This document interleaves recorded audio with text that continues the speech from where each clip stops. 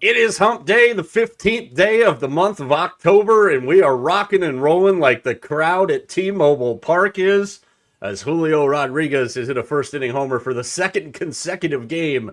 And in the ALCS matchup we all wanted to see, it is 2-0 Mariners, top of the second inning. So many things going on in the sports world. Plenty of stuff to talk about tonight. What a time we had last night. And before I get to the prototypical general intros and whatnot, if you missed last night's show, I don't know how well this is going to play. I know TJ wasn't with us last night. He was busy. So here we go.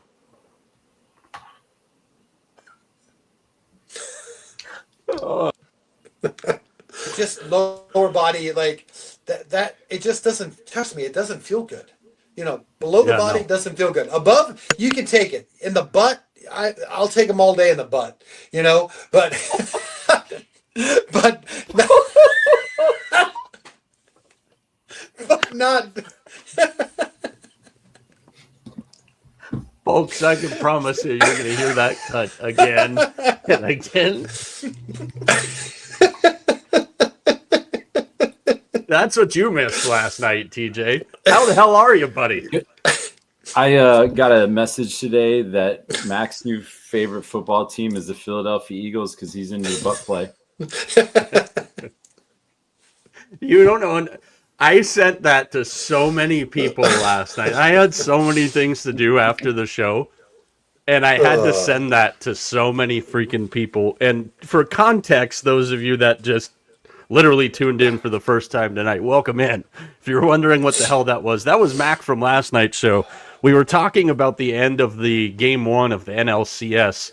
Well, the Brewers had a chance in the ninth inning, and Bryce Terang, all he had to do was lean his kneecap into a pitch. And I was like, T, that is your rub some dirt on it moment of all moments. And then Mack went in a former catcher at the college level, so I get it. I caught very briefly in Little League ball and didn't understand that when a pitch was coming in, it was bad for me to turn my body and expose my hip. 3 innings later, I got hit right on the hip, and that was it. So I get it. I just wasn't prepared for Mack to take that the way he took it. And even my 2 oldest children that I sent it to were like, what the F, Mack? What the hell? Yeah, so you missed a good one last night. Hey, I'm here, always here for a good time, Mac. So, it is what it is. Listen, we just keep it real. That's all. It was one way to keep it real. It was real talk. We were dissecting a very important baseball play. Yeah. Yep. That's what we're going with. All right, so let's move on to some serious stuff and get away from all the nonsense here. And we've got an ALCS that looks like, I know it's still early in game 3 here tonight, guys, but this one's starting to look like it's bad news for the Blue Jays. And again, it's still early. Addison Barger flies out to center field as we're talking. He's a guy that hasn't really been able to get going. And we talked a lot about the importance of Bo Bichette and what he does, not only from a numbers standpoint, but just from a spirit standpoint of this team, T. And you've really been able to see it in these first 2 games. Mack and I talked about it a little bit briefly last night. What have you thought of the beginning of the ALCS? Yeah, not a whole hell of a lot. It's easy to see that this team misses Bo Bichette, and it's unfortunate because this team played a lot of good baseball with him in the lineup. And, we know that injuries are part of the game, and it just stinks that they can't be at competing at full strength. But, I mean, it is what it is. It's got to be next man up, and players like Miles Straw and Addison Barger and Jimenez and Springer, they're going to have to step up, and now you're in must-win territory. America's favorite algebra teacher as well, David Schneider. Mack, when we look at this, let's peek briefly ahead because obviously there's still a lot of baseball left tonight. But in what could be a do-or-die game for the Blue Jays tomorrow, they're going to roll out Max Scherzer, at least as of right now, against La Piedra, Luis Castillo for the Mariners. That's not the guy you want to face if you're the Jays in a potential end of your season game right there. But Scherzer has got the experience. He's got the big game experience. I'm sure that they're hoping to get into that game with Scherzer being a chance to tie the series for him. Do you think down 2-0 right now, again early in this game, do you think this thing's over tomorrow night? I mean, if Seattle wins tonight, yeah, I really do. I thought it could go a little bit longer, but I don't have a whole lot of trust in Mack Scherzer 2025. I mean, he may give you an inning or two, but he's number one. He's not going to give you the length. You're going to have to go to that bullpen early, and he hasn't pitched well. I mean, he hasn't pitched well at all. I mean, there are a handful of games that he looked okay, but his last couple of outings, I remember the one against the Red Sox. I mean, he gave up like 5 or 6 runs in the first inning or first or second inning. He just hasn't had it. So if that's the guy you're counting on, I mean, he's going to be with the Yankees and the Red Sox down in Cancun. Well, but they knew what they were getting into. They knew it was a $15 million gamble, and if they were able to get in the postseason, then they would see what they could do. But yeah, he has. I mean, they got to the postseason, but yeah, if you don't make a run and you don't get to the World Series at this point, for the team with the best record in the AL, like, what are you doing? You might as well take that $15 million and give it to somebody else.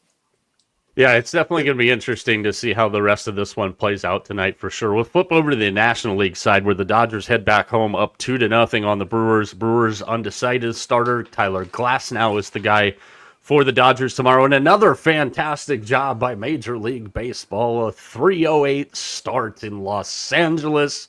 So we can see 3/4 of the stadium empty. Dodger fans, of course, on their pulpits and defending their fandom in there.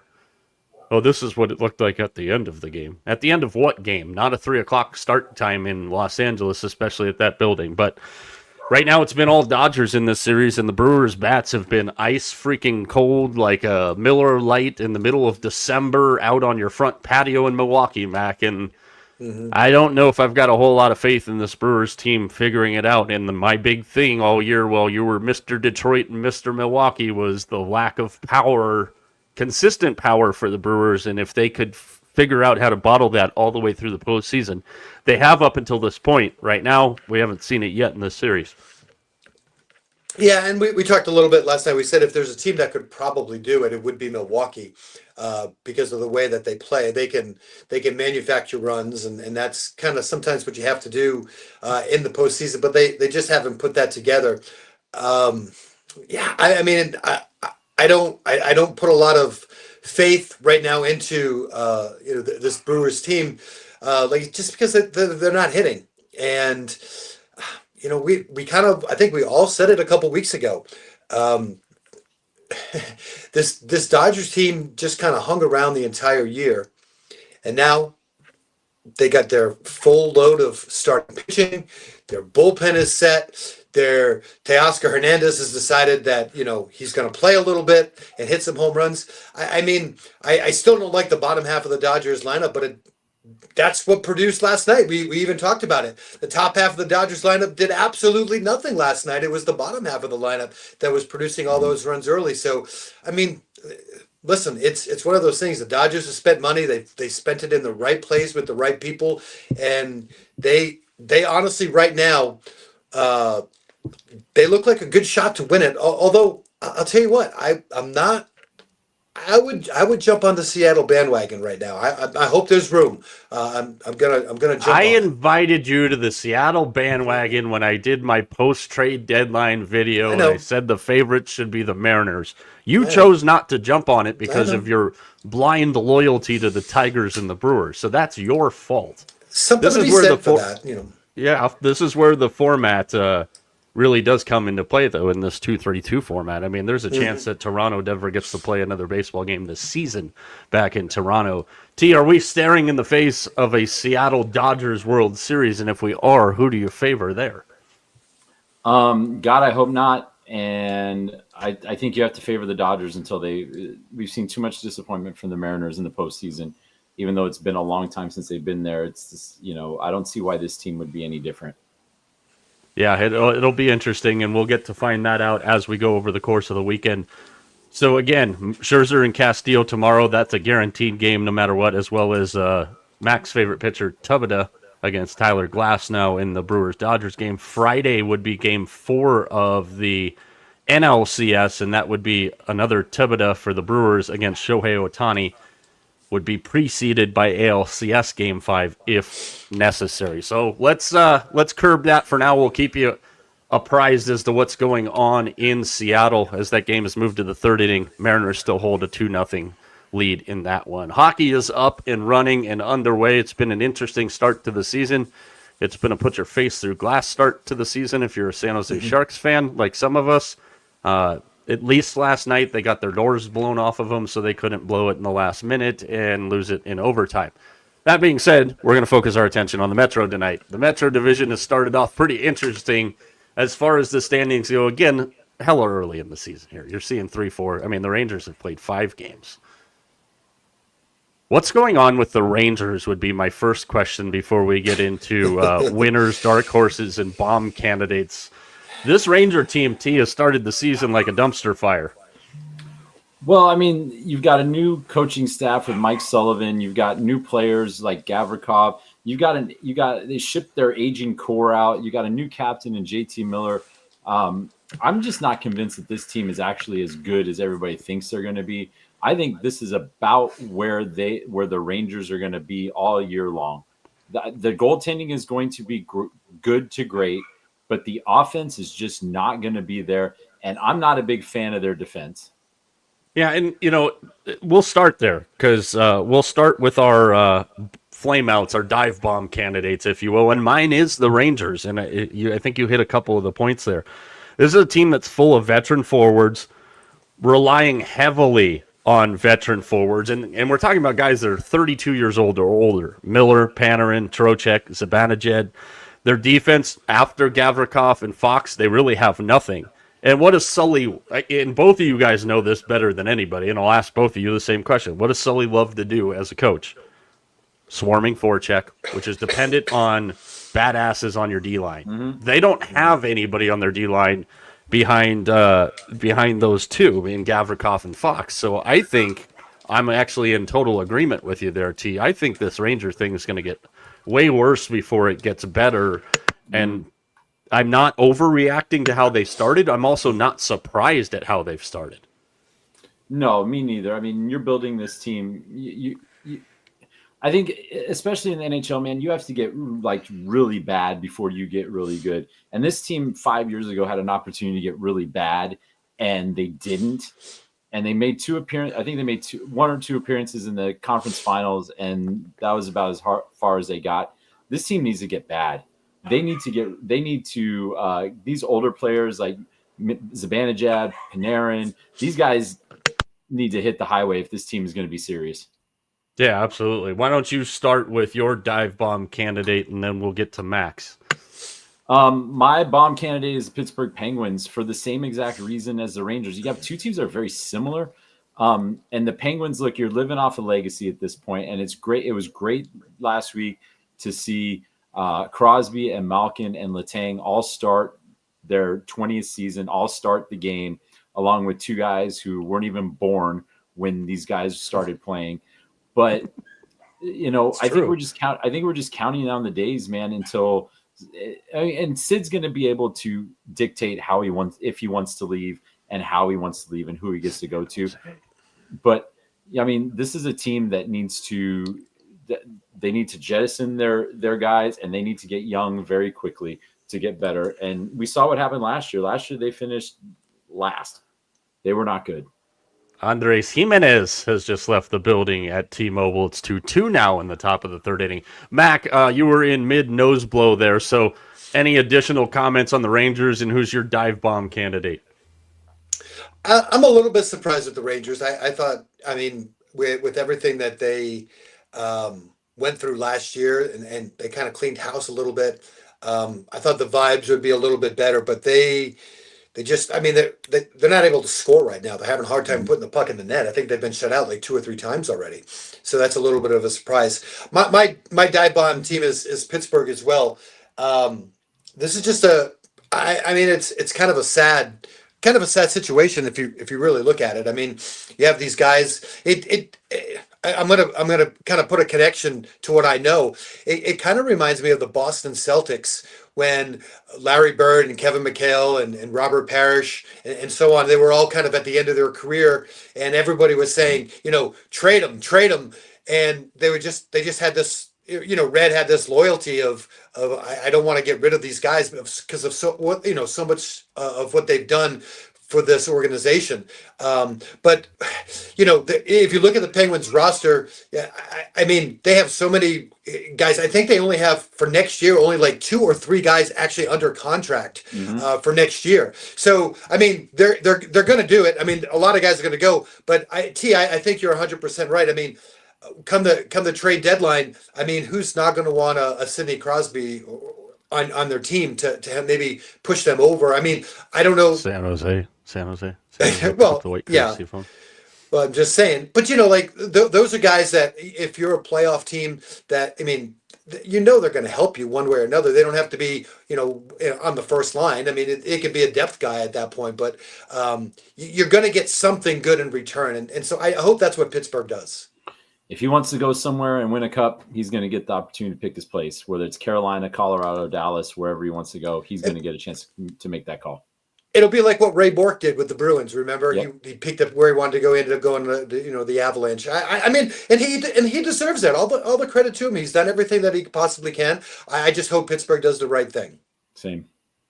All right, let's look at some dark horse candidates before we pick our individual division winners here, and we'll go from the far side to the strong side. TJ, you start. Dark horse in the Metro. My dark horse is the Philadelphia Flyers. This team is, I think they have they finally have the perfect coach for this semi-young team in Rick Tocchet. He is a Philadelphia Flyer through and through. This is a guy who I'm already waiting for I'm waiting for the first couple of days when something goes sideways and he gives us the old, we have too many passengers line, because that's going to be the end of that. But I really like the Flyers. I really like how they're constructed, and I think this is going to be a good team. I love Noah Cates. I think that guy's going to be he's due for a breakout year this year. And they're also they're super. I'm not super young, but they are young up front, and I like this. Yeah, no, I think that's a good call there. Adam checking in. What's up, Adam? Everybody that's watching along, feel free to comment along. You can see the show rundown at the bottom. We've got some college football, some NFL. We'll obviously keep you up to date with what's going on in Seattle. Matt, give me your dark horse candidate in the Metro. I was just going to say, I love Tocchet being back in Philly. Again, what he did in Arizona was amazing. I think it's a really good fit. My dark horse is New Jersey Devils. This is a team, I mean, they made the playoffs last year, but man, they just got decimated with injuries last year. But this is a really, really good team. I honestly think they have a good chance. To win a division. I think they're that good. I think they could win the division. They have a strong defensive core. They have, really good balance up and down their lines for scoring. I think this Devils team is going to be a team to reckon with come playoff time. Now, I really like, again, kind of like what TJ said about Philly. I love the way this team is constructed. And I said they made the playoffs last year with, limping into the playoffs, really. Mm-hmm. Yeah, it's kind of interesting as you can see this with the way the Metro shapes out. I think the Metro is the most interesting division in the entire league to me because you can see so many different scenarios. And here's another one for you. In my dark horse in the division, it's the Blue Jackets. I love what they've done in adding Coyle and Wood and Lundstrom to that team. Their youngsters did really well last year, Fantilli and Marchenko and Johnson. The biggest thing there is we know they needed help on the defensive side of things, and the deal that they gave Provorov kind of prevented them from really improving what was their biggest need, was the defense there. That being said, I think that they've done a really good job in adding good veterans, and those guys have been good for them, and like guys like Werenski and Monahan and Jenner and guys like that. So if they can find a way to just make that blue line serviceable and Provorov is worth every penny of that deal, I think Columbus can put something really special together here. And in a division that I think is kind of wide open as far as outside of the top spot. The interesting thing is the top spot, a little bit of debate here. So I'm going to start with you in the middle, Mac. Give me your winner. Boy, this one will be a way out in left field of the Metro Division. Yeah, I don't know where you're getting the debate. There's no debate at all. It's Carolina. There's a debate. Yeah, no, there's no debate. Listen, what they did in the offseason was really, really good. I mean, this team is flying around. They look. They haven't really done great on the power play. They've passed the puck a lot on the power play. Haven't really scored a lot on the power play. But again, this is a team that it's high energy, high level. They put a lot of pucks on net. I know they've had a lot of, they've been to the finals last few years. They haven't won. This is the year that it's going to happen. Here's the other thing. Even though they've done all these great things in the offseason, they still have about $11 million to go of cap space. So they still have a lot of room. So come time when they need to, whether it's an injury, whether it's maybe they need to even shore up their goaltending, if that's one of the cases, they have money to spend and they have a lot of it. T, you have Carolina as well. Any additional reasons as to why?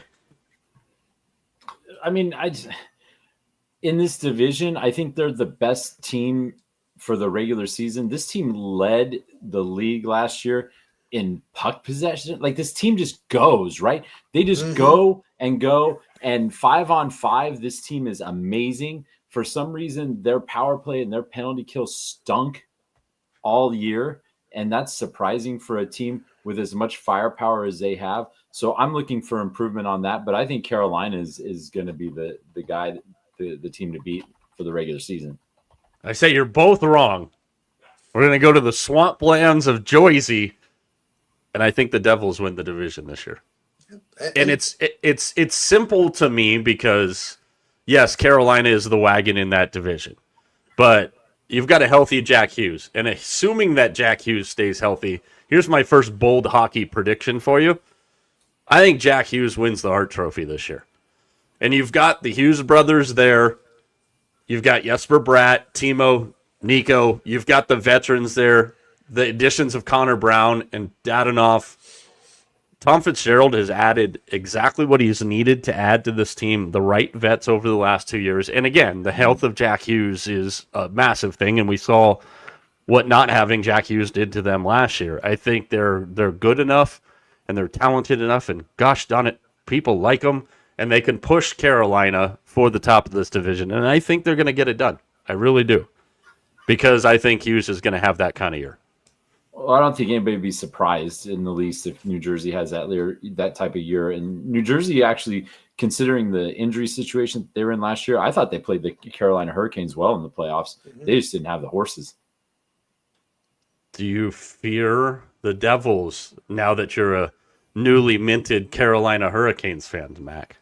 I mean, yeah, and I said that. I said I thought that they could win the division. So, I mean, I know what they have. But I just, like T said, I like the firepower of Carolina. I mean, they're scoring goals right now, and Ehlers hasn't even kind of gotten started for them. I love Keandre Miller as a pickup. He's been really good. I mean, he looks like he's played on that team for like 3 or 4 years. He really has. So I just think they've knocked at the door long enough. I think it's time that they're not even going to knock this year. They're just going to walk right through. Feel free to comment along if you're watching along. Follow us on all of our social channels at Mike Arana Show. Everywhere but where and why, T? Everywhere but Snapchat, because Snapchat sucks and we're not 12. Very much. We're Well not 6, put. 7 either. Well, I see what you did there. Final words on the Metro, T, before we move to college football.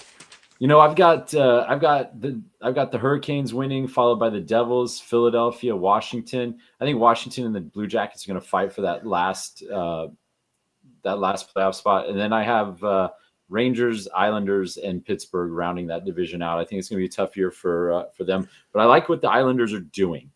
I like what they're doing. I think they're you got three teams that are very similar circumstances. It I is think the top of the third, bases loaded from Seattle. George Kirby on the mound, and I think Dalton Varsho's up. Go ahead, Mac. Sorry. I was gonna say it's kind of interesting. We kind of sidestepped this one team, and I don't know that we should. And that's the Washington Capitals. They kind of were in this almost a similar situation to like Pittsburgh was, but they've kind of rebuilt their roster from that, and they've got a good mix of veterans and good young talent as well. Ryan Leonard, they got Logan Thompson in goal, and what they do, their coaching staff is really good. So it's kind of funny. None of us picked or even talked about Washington, but they could be really an X factor in this division. Got loose skin and old balls, though. Yeah. Bands make you dance. Bands make you dance. All right, let's get into some college football action this weekend. Some spotlight games, and again, these are not obviously the biggest of the big games, but these are also games that have massive implications as far as the conference races go and the college football playoff. And our games this weekend, we've got them pretty well spread out. I'll have USC and Notre Dame on Saturday after dark. We'll have the Holy War, BYU and Utah. And the Big Mac kickoff on Friday night on our social channels. Mac, who is the Big Mac kickoff again? Is it the Ole Miss Georgia game? Yeah, yes it is. Ole Miss and Georgia. So we're going to start in the Big Ten, a conference that, as Mac and I discovered last night, could very much be impacted based on what UCLA does down the stretch. UCLA basically plays every team that is in contention and jockeying for position in the Big Ten. UCLA could be the biggest pain in the ass. But we'll go to the big house for our first one. Washington takes on Michigan. An interesting matchup here. Very quietly, Washington's gone 5-1. And they really didn't play bad against Ohio State. They just, like many teams, couldn't move the ball on Ohio State's defense. They get a Michigan team coming in after getting smacked in the mouth by USC. 3 of their next 4 games after this one are on the road. Michigan State, Northwestern, and Maryland. They're all winnable. This is a tricky one here because I think Washington comes in with a pretty solid chance here to get into the big house and pull off the upset. Mac, what's your first thoughts, if you will, on Washington and Michigan? Yeah, from an offensive standpoint, except for in that Ohio State game, this team has been averaging over 24 points a game.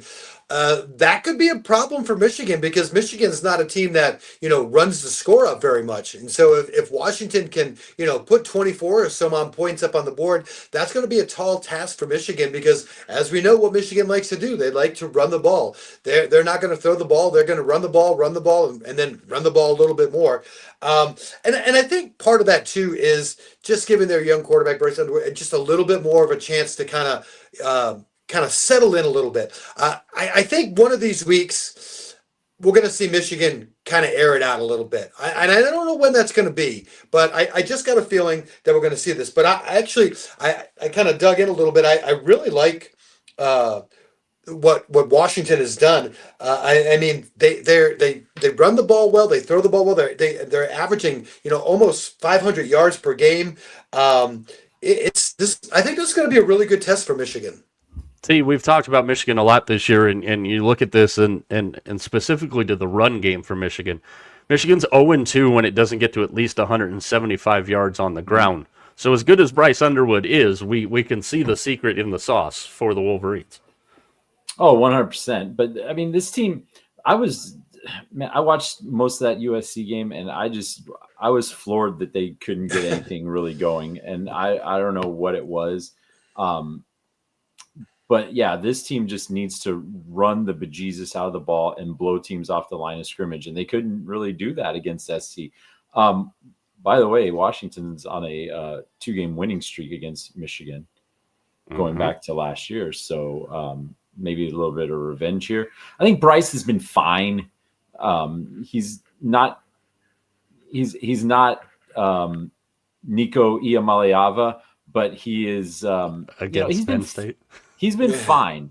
I expect that if he sticks at Michigan, that he'll be a much better quarterback next year.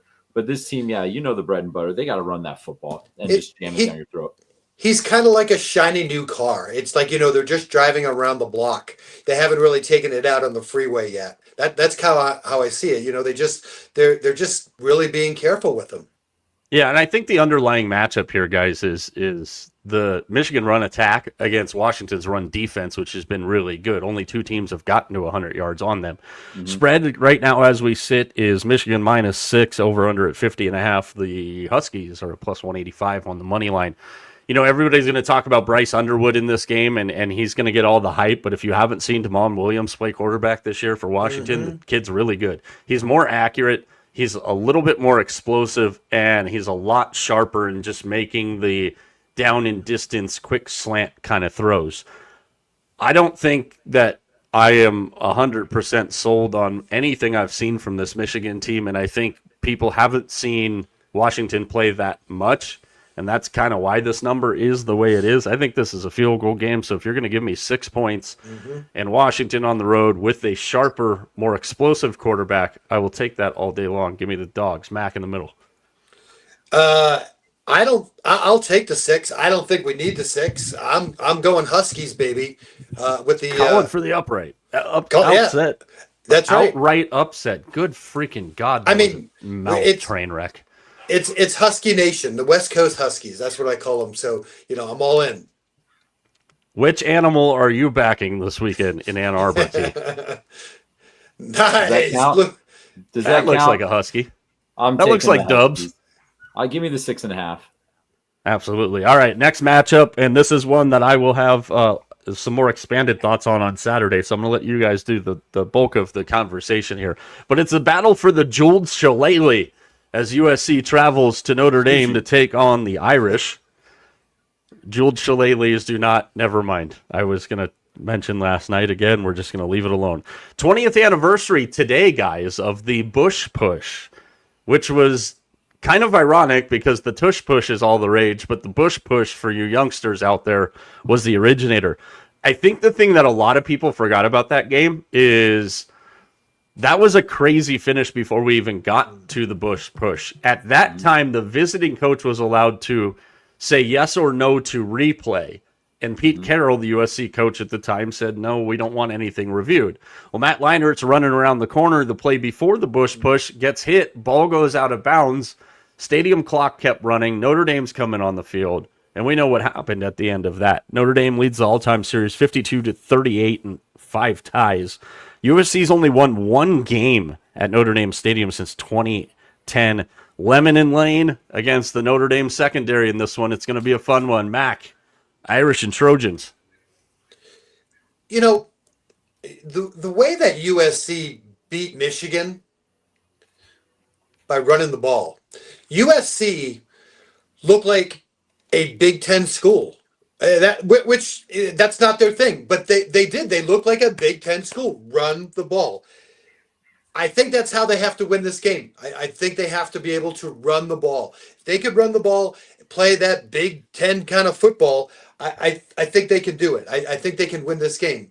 But it'll be interesting to see if they take that same approach. But I was very surprised in watching that game. I was like, this is not the USC team that I'm used to seeing. This is a new version and maybe a better version. I think if they can really establish the run, they could surprise Notre Dame. I'm not sold on Notre Dame.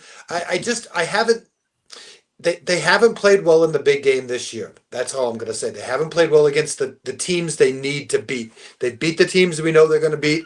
The games that they've needed to win, they haven't shown up. So I think it's going to be a good matchup. T with the homage to student body left and student body right. What you got? I agree with Mac. I mean, like USC totally shocked me with their performance last week. I'm interested to see what happens with Jordan out, but I have a feeling that they're just going to continue to try and pound the ball against this Notre Dame defense, which is okay against the run, but not great. I guess something I'm saying might be right.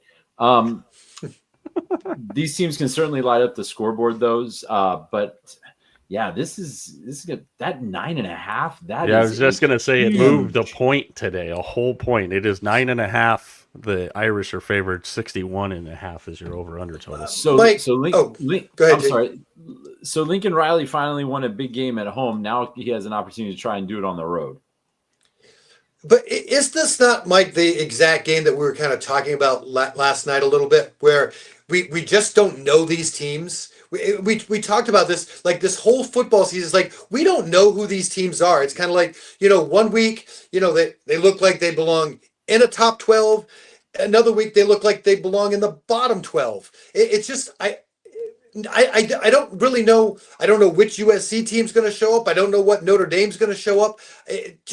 Again, just a lot of questions in this. And so, if someone's going to give me points, I kind of feel like I got to lean towards a team that's getting points just for that reason. Yeah, I think the 9.5 number is pretty egregious. And again, I'll hold on to my pick until Saturday, but I think the quarterback matchup here is fantastic with CJ Carr and Jaden Mayava. And again, Lemon and Lane have been so damn good for USC. So I'll start with the picks in the middle officially. Mack, you go first. Yeah, I'll take points. I'll take USC in this one. Take. Give me the points. Give me SC. All right, next one is a game that, Mac, you are going to be in attendance for, I believe. It is official. Tickets are bought. We are going. Carter and I will be down in Tempe. You will see one of our super fans, Billy V, at the game this weekend. All right. Red Raiders and Sun Devils from Mountain America Stadium, 1 o'clock kickoff local time out here in a game that I think a lot of us were really looking forward to, assuming that we were going to see Baron Morton and Sam Levitt against each other in this game. And there is still a pretty decent chance that we might not see either one of these guys in this game. So an interesting matchup here, and obviously a big one as it plays to the standings in what TJ has alluded to a lot as probably the best conference in college football this year, at least top to bottom equality, if you will. I think here's what I think. With no Sam Levitt in the game, Texas Tech's defense is so damn good. I think they're going to feast on Arizona State's offense without Levitt in there. And that's even if Morton doesn't play. I think Texas Tech's defense is very, very underrated this year, and I think this game's got actually a chance to kind of turn ugly on the Sun Devils quickly. And with it being a home game, and as much as we love DT Dillingham on this program, like I don't see this as a very advantageous spot for the Devils, especially without the possibility of having Sam Levitt under center. Yeah, without Levitt, and if Udo's even able to play, this is a tough draw at this time. I mean, we've all been looking forward to this game because we're like, oh, this is going to be the one that maybe decides the conference. But I mean, with all due respect to BYU, they're playing fantastic right now. But yeah, this goes back to that Utah game when Texas Tech rolled into Utah and pretty much just beat the living crap out of them on both sides of the ball with for most of the game with a backup quarterback. So, and once again, Texas Tech has made no bones about it. They're trying to assemble the best team money can buy in the Big 12, and they're doing a decent job of it right now. They are fun to watch, though. They are very fun to watch. I think Texas Tech is a team we need to start taking moderately seriously that can win the whole damn thing. To quote Cal Raleigh, win the whole effing thing. Here's the game on the schedule, Mac, that I know all three of us are going to love this one. The big game that remains on Texas Tech's schedule, and I'm not, again, trying to throw shade at Arizona State or anything like that. I think this is a massive mismatch. I think it would have been better assuming that everybody was healthy. Yeah. November 8th. Texas Tech hosts BYU. That's a game that could really, really decide some things in this conference. And you know, and again, I can't emphasize this point enough. Yeah, there you go. Mm-hmm. You and Billy V got to find each other at Mountain America Stadium. Yeah, absolutely. It's the Texas Tech defense is really damn good. As TJ said, they went out. They worked the portal hard. It's led to great success here. Mm-hmm. They've played the number 22 schedule up to this point. They have the number 59 strength of schedule remaining. So outside of that BYU game, Texas Tech gets through this one. The road can be completely paved for them all the way into the deeper parts of the college football playoff. Right now, as the number sits, 7.5 points is the favorite for Texas Tech. 52.5 is your over-under total. I love where ASU is going. I love where they're headed, with or without Sam Levitt. I still think this is a bad matchup for them. I'm going to lay the 7.5 and take the Raiders, Mac. Yeah, I mean, I'm going to be excited to be able to report back to you guys what this Texas Tech offense looks like. In person, it's always different when you see it in person. But I have to agree. I don't. Here's the thing. I don't even think if Levitt plays, ASU wins this game. I think he could make it a little bit closer. But I agree with you. I mean, Levitt doesn't play defense, and Utah kind of destroyed them last week. Kenny's going to have them ready to play. Mm-hmm. But I think I think Texas Tech wins this game. I think it's, I'm going to say like in the 10 or 12 point range. I think ASU could maybe keep it a little close because it's at home and it'll be a pride kind of thing. But I think Texas Tech wins this one. I don't think it's ever going to be in question. George Springer has just left the yard. It's 6-2 now, top of the fourth. The Jays have the lead, and hopefully that's enough to get George Kirby out because he can't strike out one more guy or I lose my bet. T, what do you got this weekend? ASU, Texas Tech. First in offense, third in passing, second in points, ninth in total defense, first against the rush. Give me the Red Raiders. I'll give you the points.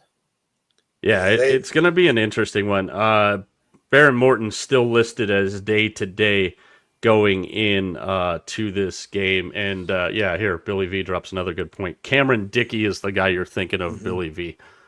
Dude is an absolute animal. 5'10", 215, sophomore for Texas Tech. 91 carries for 591. Wait, are we setting this up to have the other team, the fourth most popular pro team in this town, have Cameron Dicker and Cameron Dickey? Did I hear that right? Well, we very well could be. Oh, I'm Dicker the kicker and Dickey the quickie. I'm all in that. Wait. That one didn't come out. Yeah. You know what? Nothing can come out as bad as what happened last night. So you run the butt play with Dickey. You never know. So here's what you need to know, folks. Definitely take ASU because all three of us like Texas Tech. Definitely take the points in Lincoln Riley. Never mind. I can't say that with a straight face. I think the Huskies go into the big house and take a dump on Michigan, and I don't think that's a bad thing either. All right, let's move on to some NFL stuff, guys. And this was brought to my attention. Bay Area resident has a wild 49ers Halloween display depicting. I like the Jake Moody with the suitcase one is my favorite one. Jake Moody, the freaking hero for TJ's Chicago Bears the other night. Oh my gosh. No. Make sure you get Mack the appropriate size, and we'll get your Caleb Williams jersey sent out to you. Now, we were trying to figure this out last week. I think you weren't on with us one of the days, and I asked Mack, and we couldn't remember. Do you have to wear the jersey if they make the playoffs, or do they have to win the division for you to make it? I thought they just had to make the playoffs. They have to make the playoffs. Yeah. They have to make the playoffs. Come on, freaking Vikings. Go Bears! Go Bears. All right, other stuff this week, and it pertains to where we're going to start our very first game. This is something actually happening inside Camden Yards in October. And we know it's not the Orioles. There's football lines on the field. No, the Ravens haven't been relegated to 40-yard fields at Camden Yards. That's where the Rams have been practicing all week, and that's our first game is the Rams take on the Jaguars in London. Yeah, baby. Another one of these international games that we're all fans of and just absolutely freaking love. Wembley Stadium will play host to this Week 7 matchup. The Jaguars get kind of punched right in the chops last week by the Seahawks on their home field. The Rams, they beat a Ravens team that, well, they just suck this year.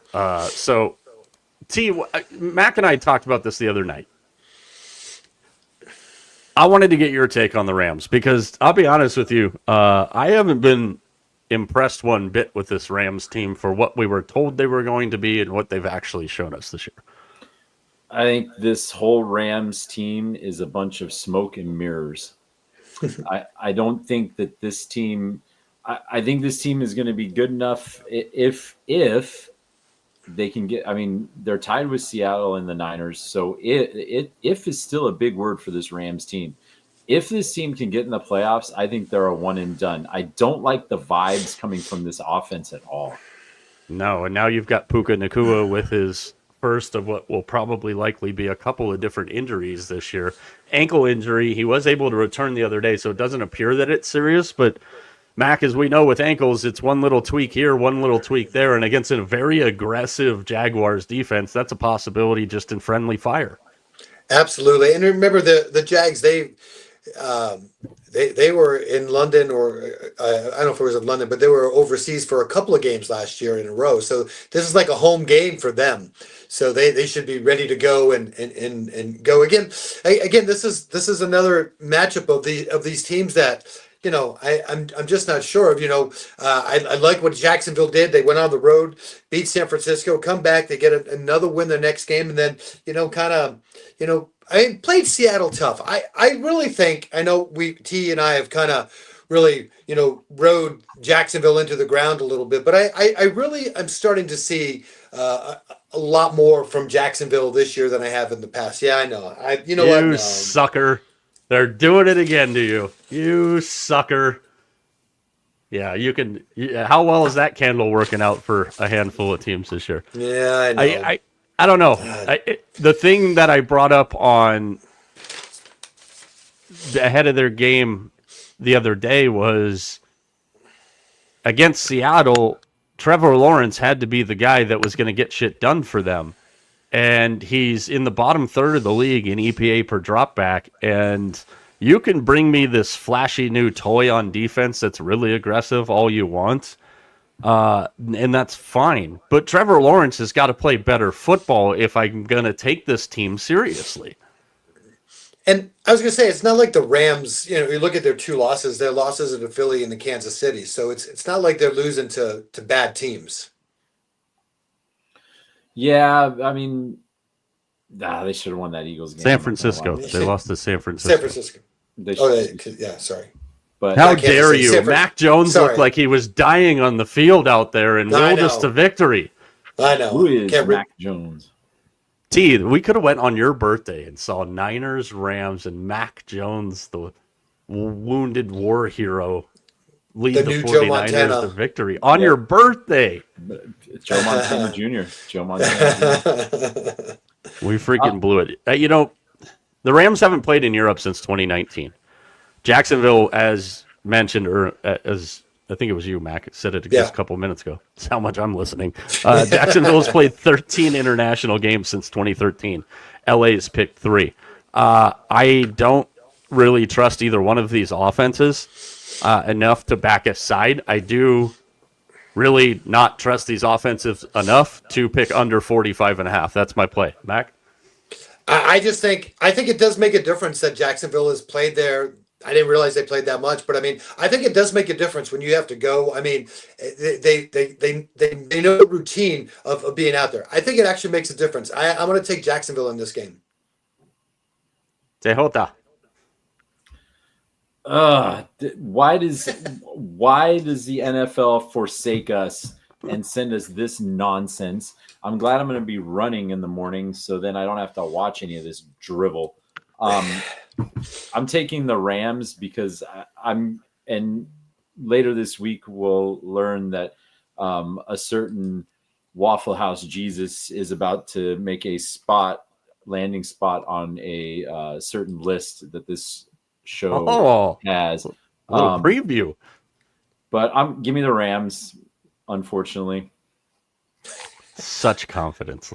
Let's head close to you, shall we? London's not close to you, but SoFi Stadium is within a 5-hour trip on a 1-hour drive any day of the week from you. And that's where we find the Colts making their second visit to Los Angeles to take on the Chargers, who barely got by the Dolphins last week, and I text two friends on Saturday. We were going back and forth about some. One of them I know watches this show. We were going back and forth on just some Sunday picks, and I said, "You're going to think I'm crazy, but I really like the Dolphins tomorrow." Early game for the Chargers in Miami. The Chargers' offensive line is absolutely decimated, and if the Dolphins weren't the damn Dolphins, I would have got it. But it's an interesting one because the Colts go back to a scene of a crime a couple of weeks ago where if one more yard of holding onto the ball into the end zone and they walk away with a victory over the not very impressive Rams that we were just talking about. So I think this one's really interesting. I think it's interesting because it's another, halfway across the country trip for Indy. But I think the chance to get it, to do it in the same building and, kind of being in just the same general routine is obviously going to help them a lot. I'm really excited to see this one. And I think this Chargers team, you guys laughed at me a couple weeks ago when I said I was going to double down on Kansas City to win the West. The injuries of this Chargers team and the fact that Kansas City is only going to get healthier. The Chargers, this is a very big game now for not only in the AFC race, but for the Chargers just in the AFC West race. I'm so done with the Chargers right now. I'm going to be sick. This is a team, though, that they're top 10 in the league in offense and defense, believe it or not, which is astounding. But their weakness is stopping the run. Jonathan Taylor is going to get the rock a healthy dose of times on Sunday. So that's going to be it. Can they stop Jonathan Taylor and force Danny Dimes to be, holy, comeback player of the year every single week? Dang. Especially Jonathan Taylor, who's turned in. Jonathan Taylor is the Joe Adell of 5 for 500 for us this year. Yes, guy's been absolutely money. Speaking of the Colts, real quickly, because I know TU got a bolt a little bit early today. Hey. Stanford and Notre Dame on November 29th. Now, I'm not into, and I've talked about this a lot, and I know you guys probably agree. Well, Mac, you might not agree with me. TJ, I know you would absolutely agree with me. Captain. It's these guys that stand in freaking lines for bobbleheads for like 8 friggin' hours. And then the other assholes that are in the game and they're walking around with like 20 of them because they go and keep stealing them off of seats and everything else. So I don't get excited about bobbleheads. I've had some cool ones. I'm never going to wait in a line for one. This one right here, like, we've got people back in the Bay Area. Like, you imagine little Captain Andrew Luck, like, right over my shoulder here, like, bobbing his head the entire show. So Bay Area people, if you can get 3 of these and send them to me, we'll gladly pay for the shipping. We'll give you some Mike Arana show swag. Anyways, that totally got us off track. Mac, I don't even want to know what you were looking at there. I think what interests me the most in this game is that Colts defensive front against this Chargers offensive line, which is absolutely decimated right now. I like the Colts. I don't need the 1.5. I'm going to take them on the money line. I actually love the Colts in this game, Mac. Yeah, the Colts, Mac. Yeah, that's right. They sent a memo out to the players. They will not be allowed on the field for pregame. They're just going to go out and play the game. That way, nobody will get hurt. That's the first thing. A concussion and a broken eye bone all in warm-ups. Yeah, we'll warm up in the locker room. Listen, I mean, tunnel sprints we used to put our teams through. That's right. They're the 1, 2, 3. That'll be what they got. Listen, the Colts. You're going to have games like they had against the Cardinals last week. I mean, it just happens. It's how you handle them, and they got the win. Again, it's not pretty. But you get on the show is excellent rationale. Right. And stuff. Yes, but I mean they get the victory, and that's what matters. I think already having going out to the West Coast and almost getting a victory, like you said, in the same place is going to help them. I like the Colts in this game. Again, I feel like you guys do. I feel the Chargers are. I think that ship's got a little leak to it. TJ never picks against the Chargers, though. Never. He's had a tough. These are tough games for you, T. It's so hard because since I've turned into this avid fantasy player, and I've got to live and die right now with the Surfer Boy. But So I think that's a slow, painful death. You're gonna die. I think the best play here is the over. I agree with you there. I think this is going to be a bang up shoot. And if you look at the Colts this season, I mean, 58 last week, 46, almost all on their own before that, 47, 61, 57. I'm going to put half of my house on the over and then start praying. There you go. The big bad Vladdy Daddy just left T-Mobile Park. It's 7-2 Jays now. It's a butt whooping. All right, let's move on to our next one here. Speaking of interesting teams with interesting predicaments, the Philadelphia Eagles and the Minnesota Vikings. This is an interesting one. The Eagles have been outgained in every game this season. Their defense, pass rush win rate is 13th. Their run stop rate is 26th. Not only have they been dog awful on offense, their defense hasn't played very well either. Quinyon Mitchell and Jalen Carter both back at practice this week, which is obviously a huge help to their defense. But their last 3-game losing streak was in December of 2023. That was the year that they started 10-1. Maybe that's a fortune-telling thing of the future. J.J. McCarthy returned to practice. He's not 100%. He could miss 2 more weeks. And the Vikings have said he will not play until he's 100%. That sounds like we're setting up the, hey, we're sticking with Carson Wentz for the rest of the year, and Wentz is 2-1 as a starter.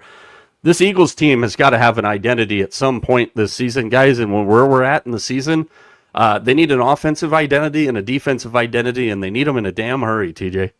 They do have an offensive identity. It's a Jerry Lewis snooze-a-thon. Take them in the butt all day. Yeah, no kidding. Well, you know it's going to happen like 5 times. They're going to run that dumb play.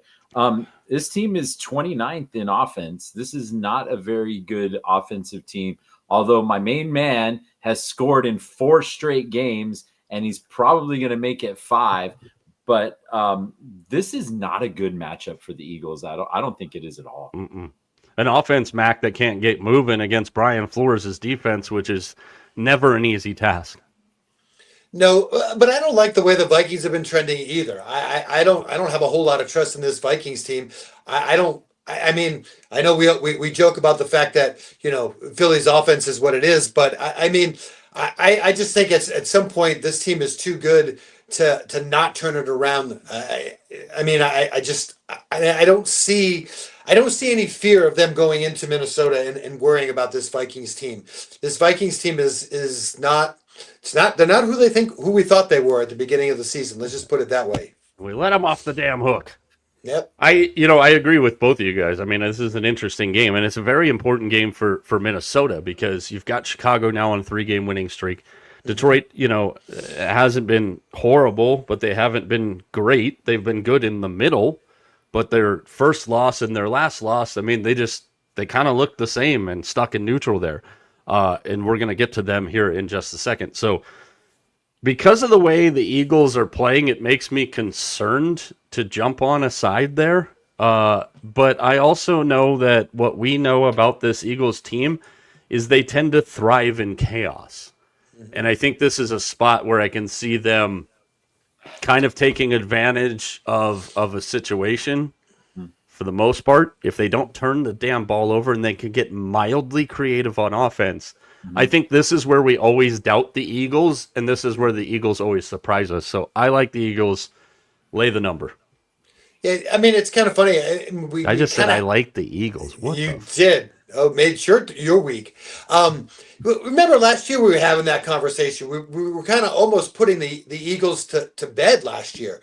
We're just like this. They're not, it's just the way that they were playing. And you're right. It's like when it really, really gets tough and their backs seem like they're against the wall, this team just seems to pull it out. So I like Philadelphia in this one as well. Go ahead, T. I'm going to go opposite George. I'm taking the Vikings. Interesting. Yeah. Very, very interesting. All right, T's going to duck out. Give us a pick on your way out the door. Lions or Bucks? Give me the cardiac Bucks again. I'm taking them again. I'll talk to you later. All right. Later, T. All right, Mac. Bucks Lions Monday Night Football. Thank God this is a standalone game because it deserves to be a standalone game. Mm-hmm. That being said, I think a lot of us were expecting to see this and hoping to see this at full strength and full power, and that's not something that we're going to see. Chris Godwin's doubtful, Bucky Irving's doubtful, Zion McCollum is questionable. And granted, it's Wednesday. We've got some time until Monday. There's also a chance that Emeka Egbuka is not going to play, and we know Brian Branch, arguably the best or 1A, 1B safety in the NFL, he's suspended for this game. So we're getting Lions and Bucks from Detroit. This is part of a doubleheader, isn't it? I was just going to say. I was reading the schedule wrong. That's okay. I forgot about the Houston-Seattle game. But this is the first of the two. I think we were all expecting it to look better. I know right now it's hard to bet against Baker Mayfield. I'll say this before we make some official picks. If Baker Mayfield goes in there with the mash unit that he's working with right now, and they beat Detroit in Detroit, just give him the damn MVP right now. Just absolutely hand it to him. Sorry, Dak Prescott. I think you're having an MVP year. I think Patrick Mahomes, as you've mentioned, is having an MVP year. If Baker Mayfield goes in there with what he's going to have to work with on offense, and they can beat the Lions in Detroit on Monday night, just give him the MVP. Yeah, it's kind of funny. I heard, I can't remember who said it, but somebody said it doesn't even matter. The mascot could line up and Baker would find him for a touchdown. I mean, sounds crazy, but it's true. It is. It really is. I mean, you laugh at it. You're like, gosh, he's found just about everybody else. And he's just one of these guys. He just wills a team to win. I mean, him and Mahomes, I think, are like of that same cloth. From that same cloth. They just will their teams to win. There's certain quarterbacks that do that, and I think both those guys do it. But you're right. This is but here's the thing. You look at this, and Detroit is so banged up in the secondary, going to be without their top safety now. I mean, I think this could be an exact spot that Baker goes, I'm just going to exploit that defense, and it's going to be enough. The over in this one, 52.5 is what I'm looking at. I could see us hitting that. I could see us hitting that. I could see both these teams really going at it. I was a little, no, I wasn't a little. I was a lot disappointed with the way Detroit played last week. They seemed a little bit off. Their running game was having a hard time getting started, and that's not something that you kind of expect from Detroit. I mean, they're usually pretty balanced, but their running game is usually a lot better than what it was. So it'll be interesting to see if they can get that running game going. I think if they can get their running game going, I like Detroit in this game. But otherwise, like you said, it could be a Mayfield special. Yeah, and Mac won't make a pick on this one because he's actually going to take this game on our Monday Night Football previews this week. But yeah, I think we could definitely push that over total despite all the injuries. I mean, you would say no Godwin, probably no Egbuka, and no Bucky Irving. Just for Tampa, there's no way we're going to push 50. But both of these quarterbacks are good. Both of these teams have a plethora of weapons. The amazing catch by Tez Johnson last week against the 49ers for Tampa Bay. And Rachaad White's still a solid back, but, I can't see Tampa pulling this out. I just can't.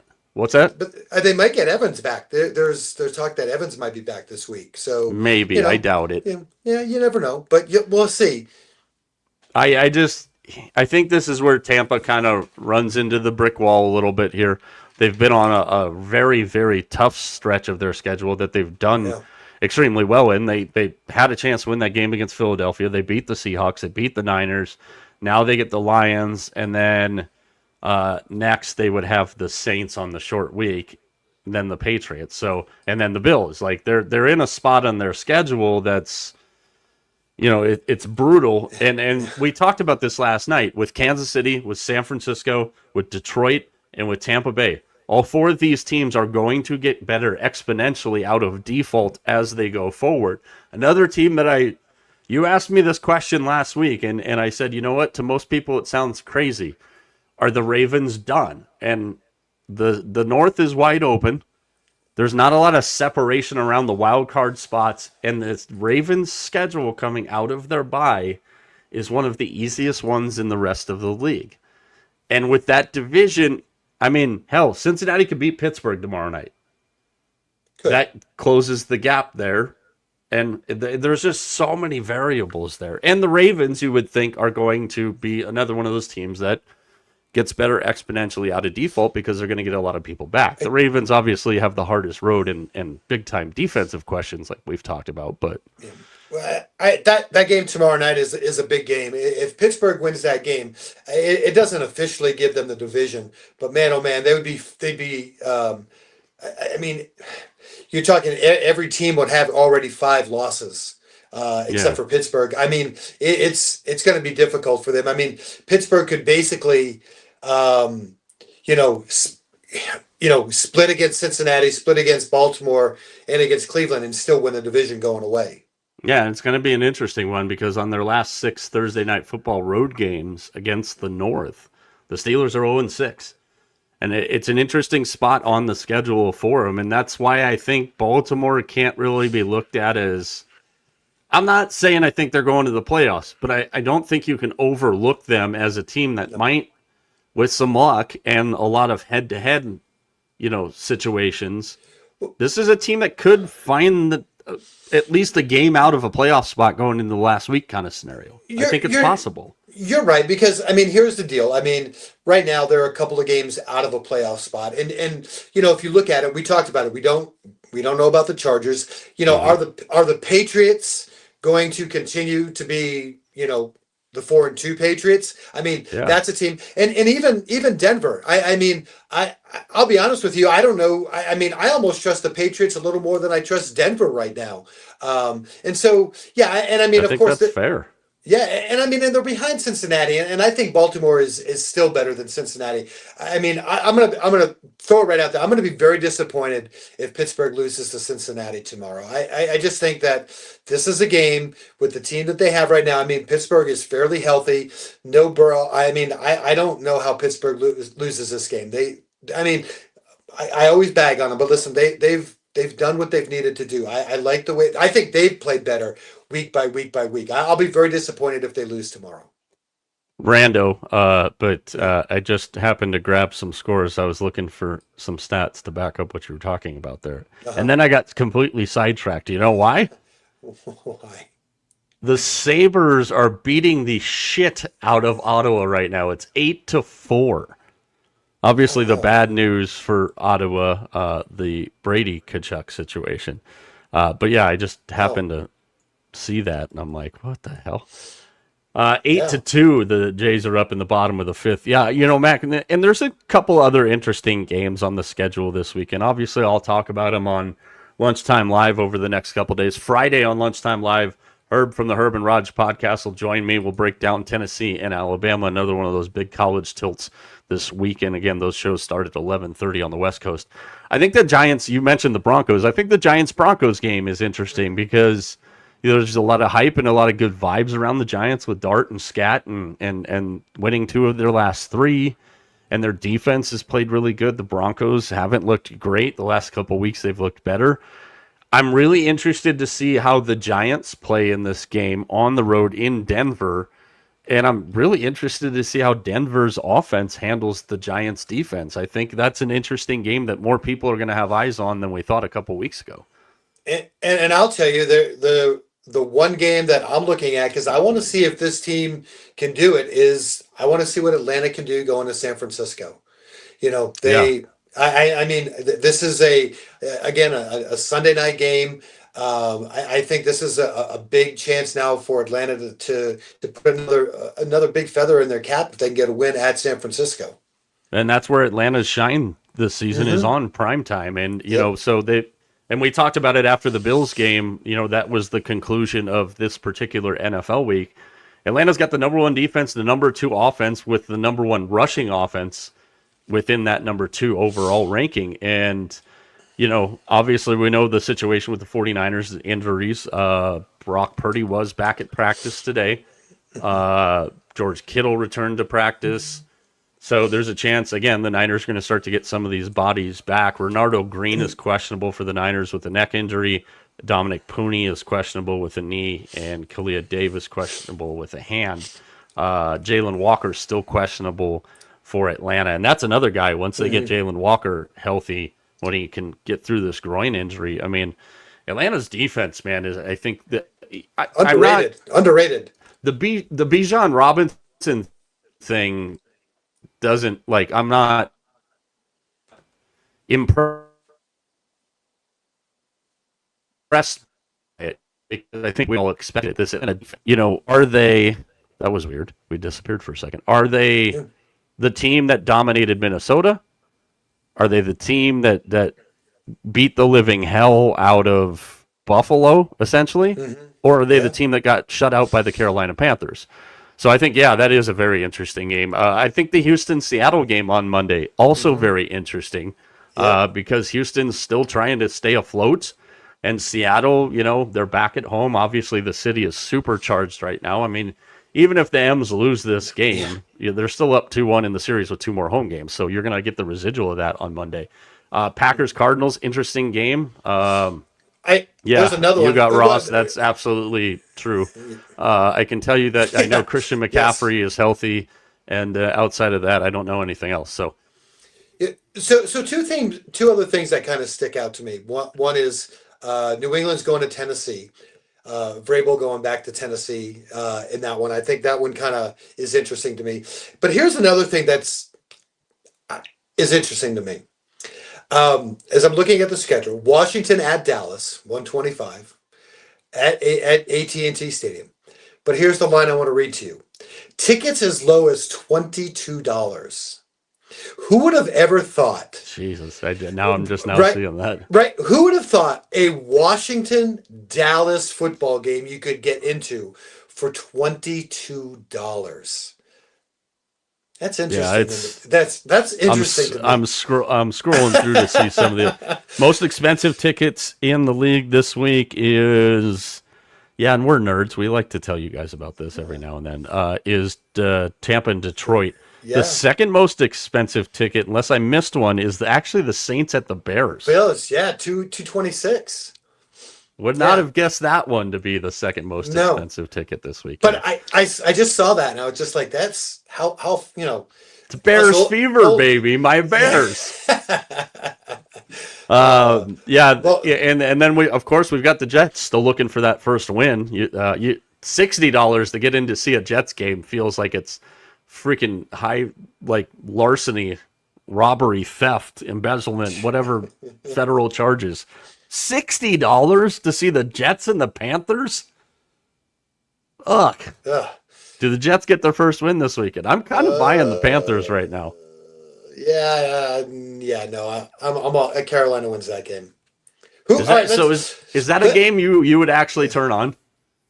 No, it would not. Is it in the early window? Yeah, it's in the early window. No, that would not be a game. So I was just going to ask you, Raiders Chiefs this weekend too. Where does the first win come? For the Jets? Jets. Okay, here we go. I got their schedule. Do you have next year's schedule up? No. All right, here we go. They got Panthers this week. Then they're at Cincinnati versus Cleveland, at New England, at Baltimore. Then they're home 2 weeks, Atlanta, Miami, at Jacksonville, at New Orleans, New England, at Buffalo. You're not going to believe this when I say it. I think their first win comes at New England, November 13th. All right. I could see that happening. I said it's that next would be week. Very Jet-like too. It would be. I say next week at the Bengals. I think I'm not high on the Bengals right now. You're not believing in Joe Flacco, man? Yeah, goodness gracious. Yeah, I don't care about Flacco. That defense, holy crow, is that a bad defense? Cincinnati's? Yeah, they couldn't stop the 3 of us and 8 of our freaking listeners. So, yeah. Lunchtime live tomorrow. We'll get ready for Thursday Night Football. I'll drop my college football Saturday. Give you thoughts on where the ALCS is. Friday, we'll recap Thursday Night Football. We'll take a look at the baseball weekend, if there's much of one. We'll also talk to Herb from the Herb and Raj podcast, preview the big Tennessee and Alabama game this week. And any final thoughts on this hump day evening from you, the butt guy? I got 2. Number 1, Seattle better be careful, not let Toronto get hot. I know we talked about it. There's that. Mhm. And two, I am really excited about that tech to go watch Texas Tech and ASU play. I haven't been this excited for a college football game, and this gives me. After this, I've got them all. I watched a middle school football game this year. I've gone to numerous high school games. I got the college game. I've been to the pro game. I've hit them all. There you go. That's what I got. Better you than me, brother. Have you been to Mountain America Stadium since they finished No. retrofitting it? I might have. When did they finish it? How many years ago was I it? think it was 2 seasons ago. It was completely done. Then no. I was gonna say, actually, I think the last time I was at ASU was for my daughter's graduation. Last time I was in that stadium for a football game, actually, that's not right. I was at the ASU Michigan State game. Ooh, nice. I was at the ASU Wisconsin game. I used to have season tickets. See, the problem is I had season tickets to the Sun Devil home games when Dennis Erickson was coaching them, and their games were taking like 5 friggin' hours because they were penalized on like every third play. It was like, dude, halftime, a game that kick off at 7. It feel like there was a couple halftimes that were like 9:30 halftimes. Yeah, I'm also excited about. I was gonna say, by the time you got out of the parking lot, it would take you 2 more hours to get home. Yeah, I'm excited about the 1:00 start too. I like afternoon football.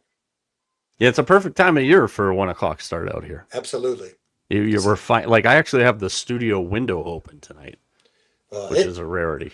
It's cold as heck up here. Ooh. So plenty of stuff to get caught up on. Again, follow us on all of our social channels at Mike Arana Show. For everybody behind the scenes, for TJ, for Vegas Mac, I'm Mike. I will talk to you on Lunchtime Live tomorrow. We're out.